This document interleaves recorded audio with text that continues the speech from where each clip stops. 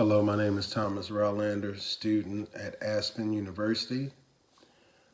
I'm doing this discussion for Early Childhood Education Course 403, Module 7, Teacher Linda Young. Today I will discuss the proper use of technology in the infant and toddler classroom.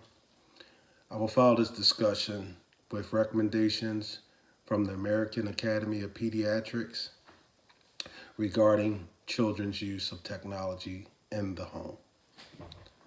I will begin the conversation with the infant and toddler classroom. The use of technology should be used as a supplemental educational tool. All use should be monitored by teachers, and children should be able to work at their own pace with the use, and the technology will help children in the infant and toddler classroom understand cause and effect. So if you have a touch screen pad and you just went over the morning circle showing the children the letters A through D, let's just say that, and on the pad they see the letter A. They touch it and it makes a sound that is the letter A, and they say A and ah. That reinforces what they learned in morning circle.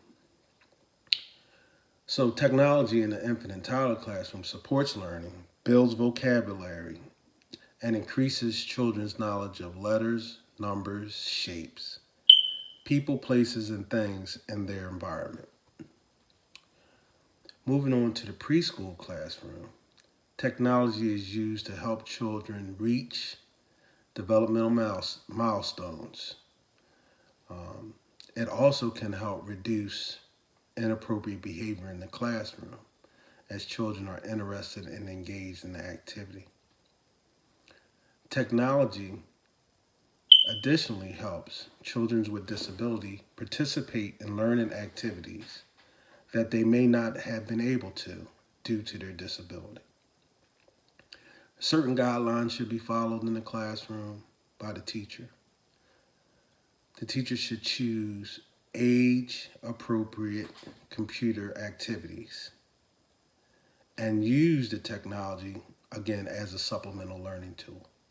Children should be supervised at all times, and all children should be allowed to participate in use of the computer during structured and free activity time. The teacher should create social opportunities for children by having children work together on specific computer-related activities, and should select software that promotes social values. From the preschool classroom, we'll move from kindergarten to the first grade. Teachers should help children reach educational benchmarks in all the learning domains. They should also focus on literacy and math skills. Technology will help the children in the kindergarten and first grade classroom build their vocabulary, and it should be implemented by the teacher in the daily lesson plan.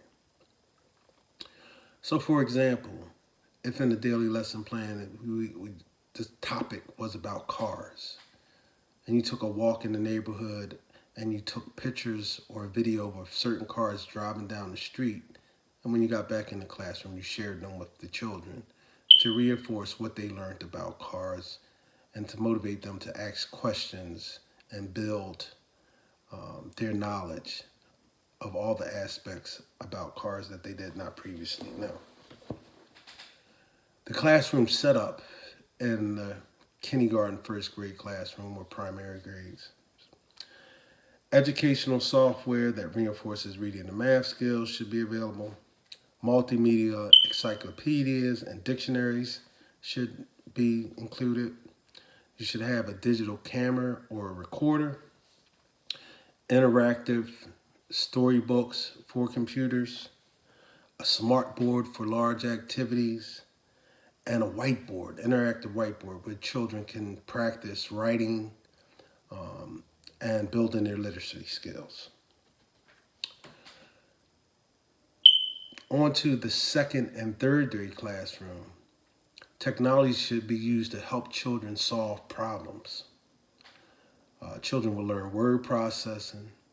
They will learn the proper computer terminology, what the mouse is for, what the keyboard's for,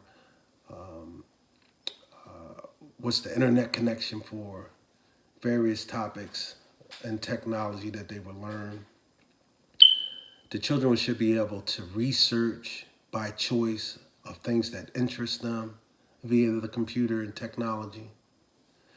So you should have presentation software, PowerPoints, to deliver educational content in the 6 educational domains: language, science, math, social studies, art, and music. Finally, the second and third grader can be introduced to spreadsheets and graphs so they can chart some of their favorite activities. A topic for today could be name your favorite sport or name your favorite pet, and the children can create a spreadsheet on the computer and print it out and have a record of it to share with their parents at home.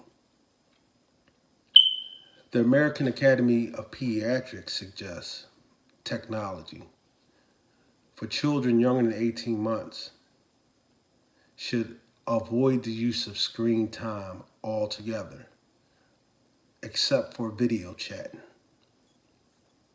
For children 18 to 24 months, the children should be introduced to digital media that involves high quality programming. Adults need to ensure that the child is understanding what they are seeing. So the adults should assist the children in the activities. For children 2 to 5 years old, screen time should be limited to 1 hour a day. And it should be of high quality programming. Parents should monitor the media that the children are using and should help children understand the content and apply it to their environment or the world around them. For example, if you're preparing to take your child to the zoo, you could use media to show children some of the animals that may be in the zoo. So when they visit, they can relate it back to the computer use that they use or technology that they used. And which also just reinforce learning and motivates them to ask additional questions about once they see a real life animal versus what they've seen on the screen. For children 6 years and older, there should be consistent limits placed on screen use or the use of media. The types of media the children are using should be monitored. And make sure that media does not take or replace the child's ability to get adequate sleep or physical activity or any other essential activities that are related to health. There should be designated areas in the home and the classroom for computer and technology use. And there should be a technology-free zone in the school, in the classroom, where children are encouraged to use their voices to create social activities and positive social interactions. There should be no technology in children's bedrooms, because that will help them get a good night's sleep. Children should be talked to about online citizenship and to what to look for when someone is trying to bully them, or for them not to bully no one with technology. This ends my discussion on technology. Thank you.